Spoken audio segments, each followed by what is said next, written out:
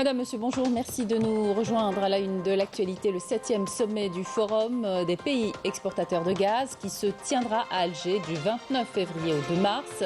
Les préparations vont bon train. Cet événement permettra de renforcer la coopération internationale et de discuter des défis énergétiques actuels et de l'avenir de l'industrie gazière.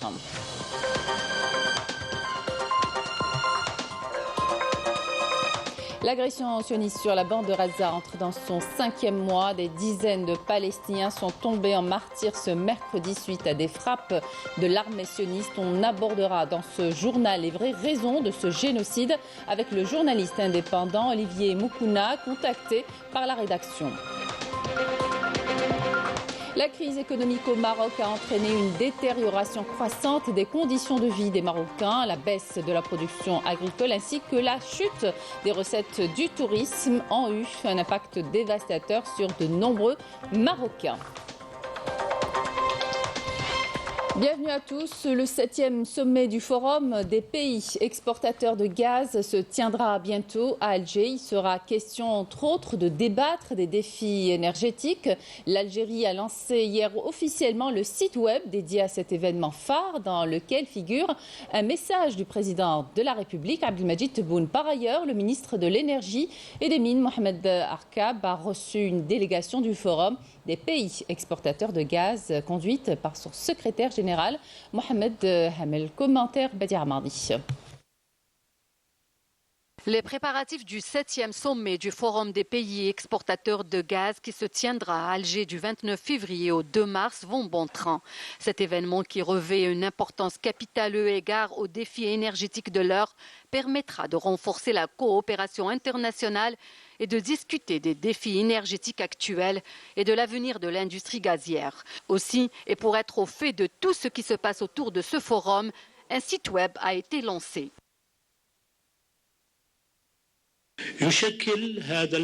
Ce site englobe des informations précieuses autour de cet événement international. Il est également un trait d'union entre les organisateurs et les participants se trouvant aux quatre coins du monde. Il contient des articles et des publications scientifiques et médiatiques et permet de consulter les dernières nouveautés, développements et les défis à court et à long terme dans le domaine du gaz.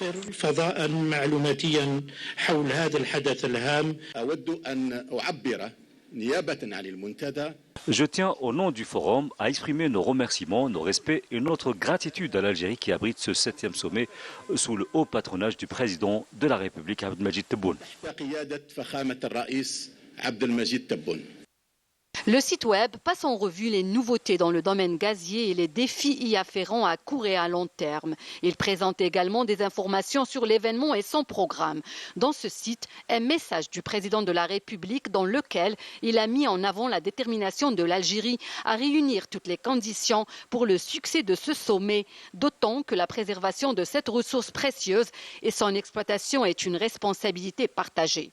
Par ailleurs, le ministre de l'Énergie et des Mines, Mohamed Arkab, a reçu une délégation du Forum des pays exportateurs de gaz conduite par son secrétaire général, Mohamed Hamel.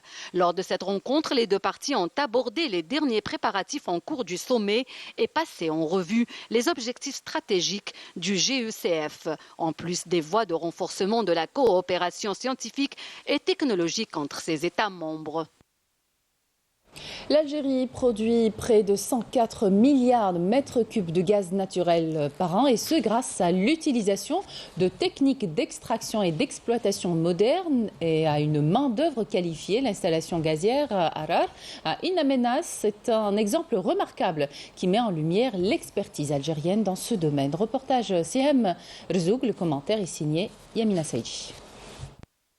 Nous sommes à In Amenas, plus précisément dans le bassin de production de gaz de cette région. L'installation gazière Arar, près de la frontière algéro-libyenne, à une distance de 1100 km de la capitale.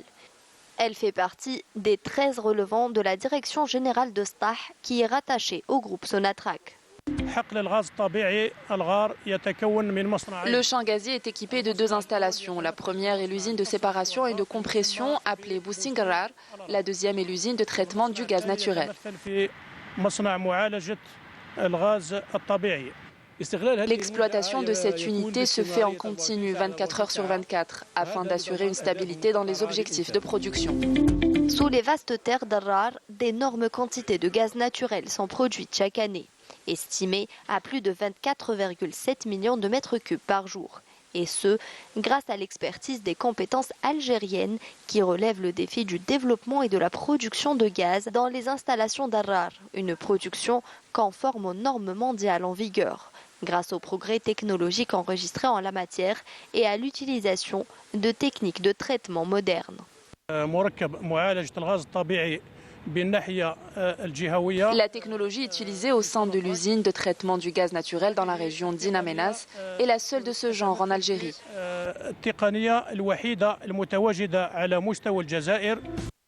Avec une capacité de production annuelle estimée à plus de 104 milliards de mètres cubes, le bassin gazier Stah revêt une importance capitale pour l'avenir énergétique de l'Algérie. L'Algérie, qui est le premier exportateur africain de gaz naturel, est 7e mondial.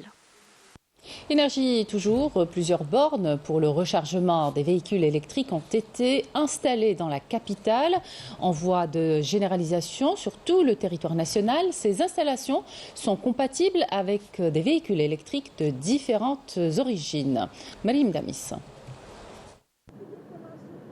Depuis leur mise en service il y a quelques mois, les bornes de recharge pour voitures électriques ont considérablement simplifié la vie de ceux qui disposent de ce type de véhicule. Selon l'agent en charge, environ 4 à 5 véhicules se branchent quotidiennement sur ces bornes. C'est une excellente initiative. Ces stations de recharge sont réparties un peu partout sur le territoire national. C'est une bonne action qui a été faite par la société de distribution. National Gaz. Quand un véhicule électrique, j'aimerais bien l'utiliser. Mais par contre, des véhicules diesel, le prix d'achat, on a des facilités de paiement pour les véhicules. Mieux que les véhicules à pollution diesel. Ces bornes sont dotées de 3 types de prises adaptées aux voitures européennes, asiatiques et hybrides, avec une puissance de 150 kW, extensible à 300 kW, pouvant recharger un véhicule en 30 minutes. Nous recevons des clients quotidiennement. Ils sont satisfaits du service. En revanche, la majorité réclame des prises qui permettent de recharger plus rapidement.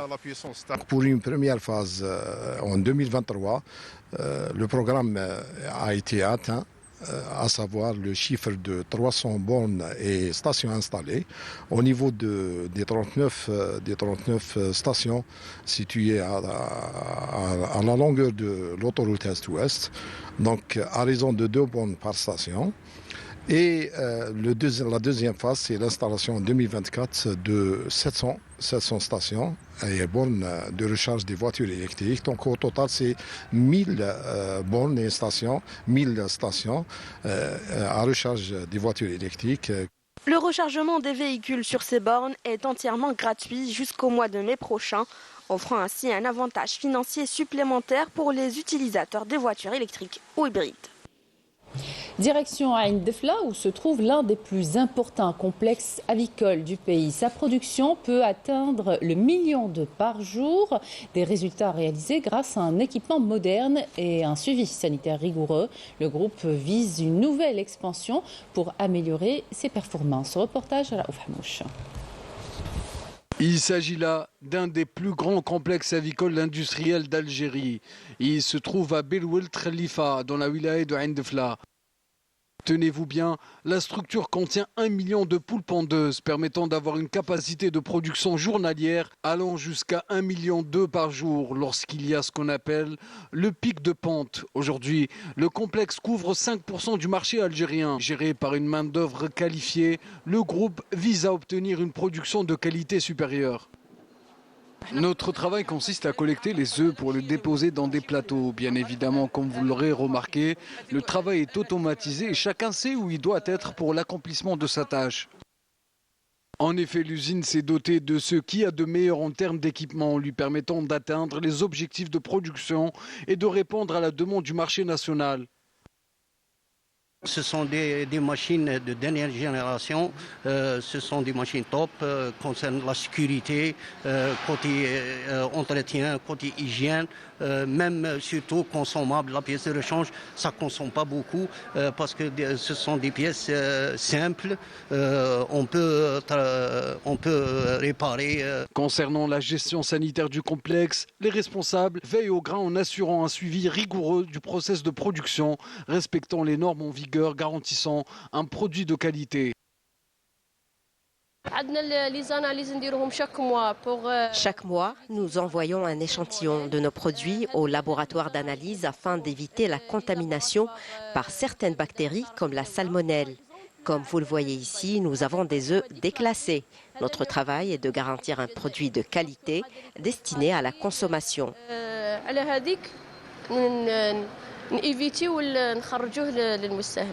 Arriver à produire 1,2 million par jour, quelle sera la suite pour ce complexe avicole industriel ? D'ailleurs, on a cette envie, cette prétention d'aller à 1,5 million. Ça va se faire à court terme. Je dis bien à court terme parce que toujours dans la wilaya de Ain Dafla, on va faire une expansion et aller vers ces 1,5 million, donc une production de 1,5 million œufs par jour. Ça, c'est une production, mais aussi ça va nous permettre d'avoir plus de recrutement aussi par rapport à la wilaya, par rapport à la région de Beyrouth Khalifa et des alentours. Actuellement, on est à plus de 166 ouvriers entre vétérinaires, entre techniciens et entre agents, etc. Et on va aller peut-être à beaucoup plus que ça là, avec le 3e centre, Inch'Allah, je disais, à court terme, Inch'Allah.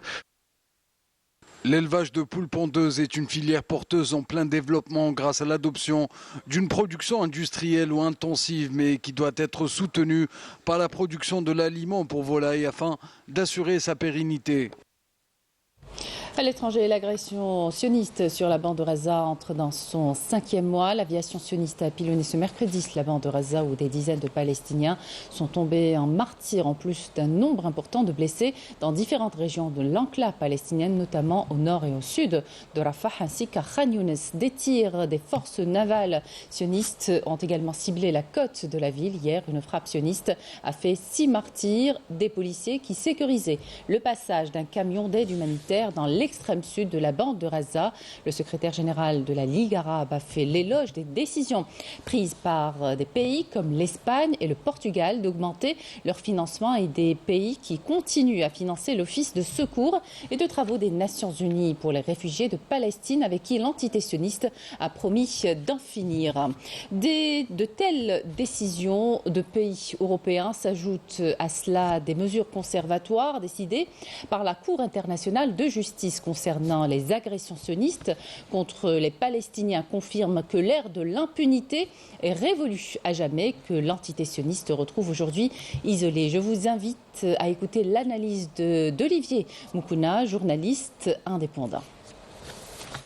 Selon moi, il y a 3 points de vue où Israël est effectivement isolé d'un point de vue citoyen et populaire à travers le monde, puisque l'image d'Israël aujourd'hui est complètement dégradée et désastreuse. C'est un État colonial et d'apartheid en train de commettre un génocide. Par exemple, je me souviens que les 2 premiers mois du génocide, il y avait eu 6500 manifestations à travers le monde. Ça n'a pas vraiment changé depuis, même ça s'est empiré. Chaque jour qui passe et qui poursuit le génocide, voilà, l'image d'Israël à travers le monde se dégrade.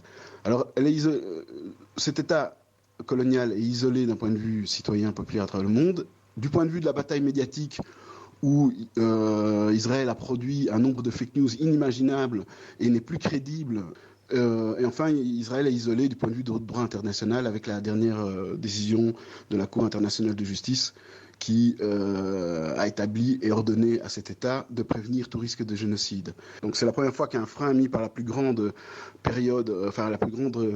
juridiction internationale a mis un frein à l'impunité de cet État colonial et d'apartheid qui d'habitude collectionne les crimes de guerre et les violations de résolutions des Nations Unies. Mais par contre, en revanche, c'est vrai qu'Israël n'est pas isolé d'un point de vue politique, militaire et financier, avec ses 2 plus gros sponsors que sont les États-Unis d'Amérique et les pays de l'Union européenne. Et en réalité, la majeure partie des pays d'Occident. Et en plus, une série de pays sur d'autres continents qui sont soumis à l'Occident. Ces pays sont en Afrique, en Asie, en Amérique du Sud. Et par exemple, en Amérique du Sud, je pense à l'Argentine du nouveau président Milei, donc un leader fou d'extrême droite,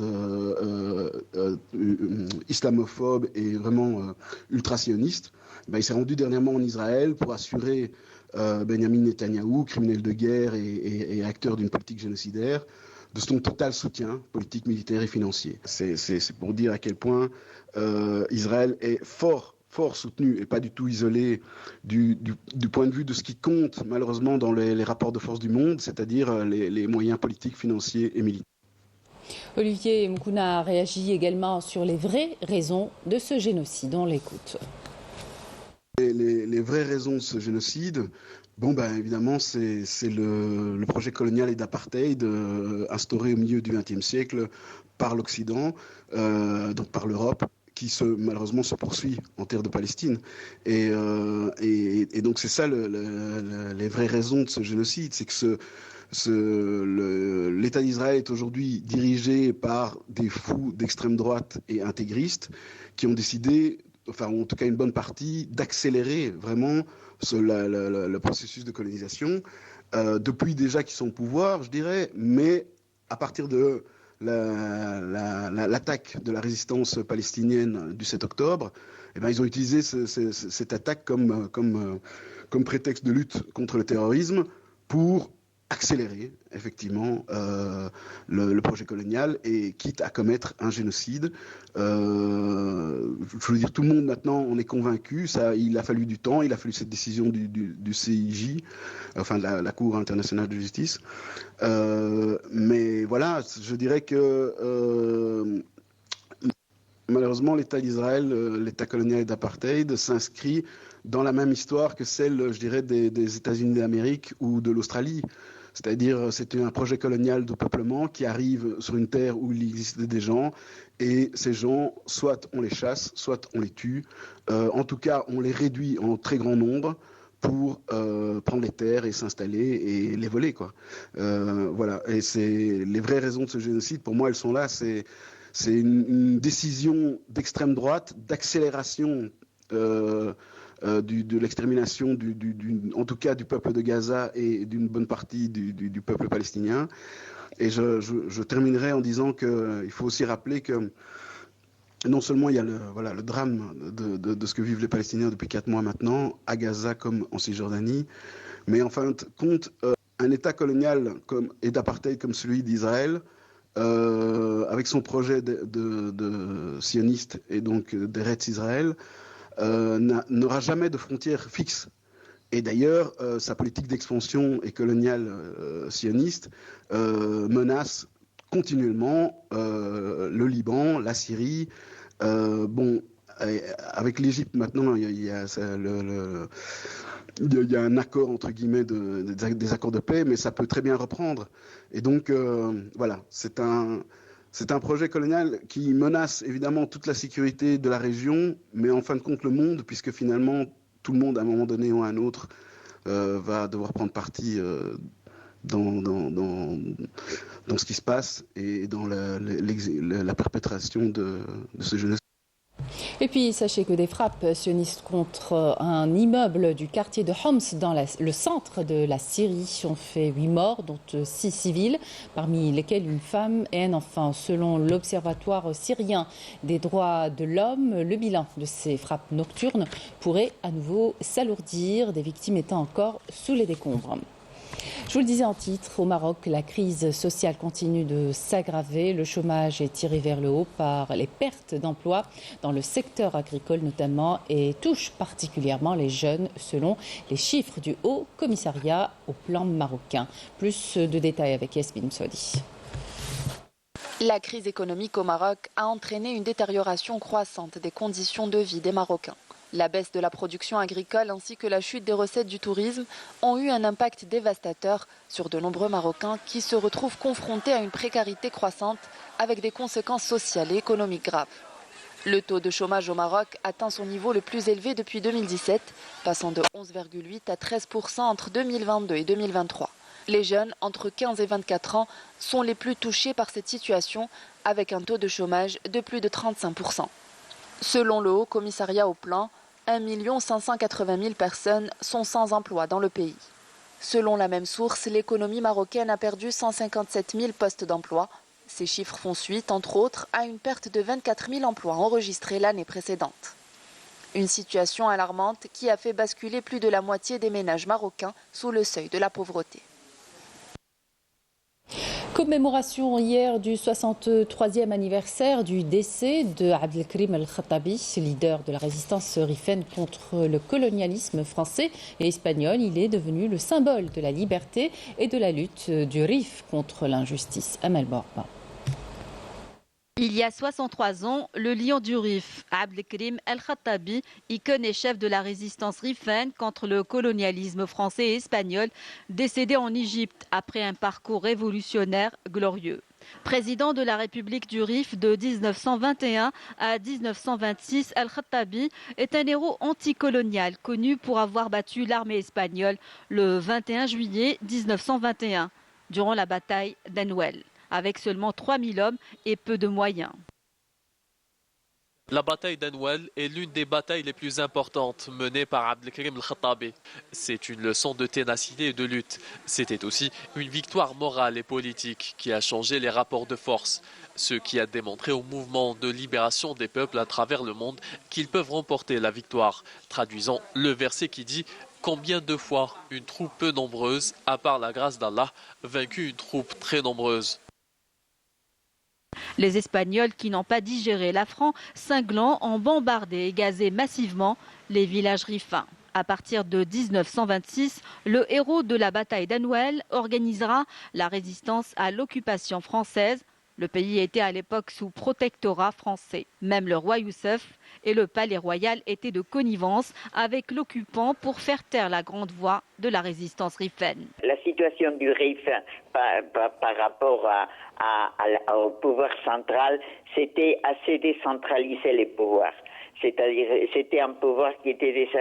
Les sultans avaient un pouvoir spirituel, mais pas temporel. Les gens des tribus, c'est gouverné par elles-mêmes. Et de temps en temps, ce qui arrivait, c'est que les sultans envoyaient des expéditions pour toucher des impôts. Et on les signait à mort à ce moment-là. Et là, il y avait une résistance contre l'occupation. Le mouvement de résistance d'Al-Khattabi représente ainsi au premier quart du XXe siècle le couronnement des mouvements antérieurs de résistance contre toute présence étrangère au Rif. Il ne s'agit pas seulement d'une lutte contre l'envahisseur, mais aussi contre l'exploitation des richesses par le colonisateur.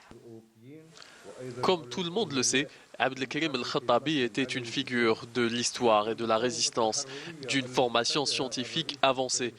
Il était aussi un journaliste engagé, issu d'une grande famille rifène. Il a réussi en 2 ans à unir les grandes tribus du Rif sous une seule et même bannière, celle de la résistance à l'occupation. Il y a eu en fait la reconnaissance du sultan du protectorat français sur le Maroc. Et l'émir Abdelkrim a refusé de reconnaître la souveraineté française ou la protection française sur le Maroc. Et donc il a dénoncé cette politique du palais royal qui a accepté de composer la résistance et la création de la République du Rif. Donc la République du Rif, c'était pour se démarquer politiquement d'une politique qui accepterait un partage de souveraineté ou un protectorat étranger sur l'Afrique du Nord. Contraint à l'exil en 1926, Abdelkrim El-Khattabi passera la fin de sa vie en Égypte jusqu'à sa mort en 1963. Sa dépouille repose toujours dans le carré réservé aux héros arabes au Caire, car le Marzen refuse qu'elle soit rapatriée dans son Rif natal. Des décennies après la mort de ce farouche résistant, le Marzen occulte l'histoire de la résistance rifène et celle de son leader. Du football pour terminer avec la CAN 2023 et le déroulement des 2 demi-finales.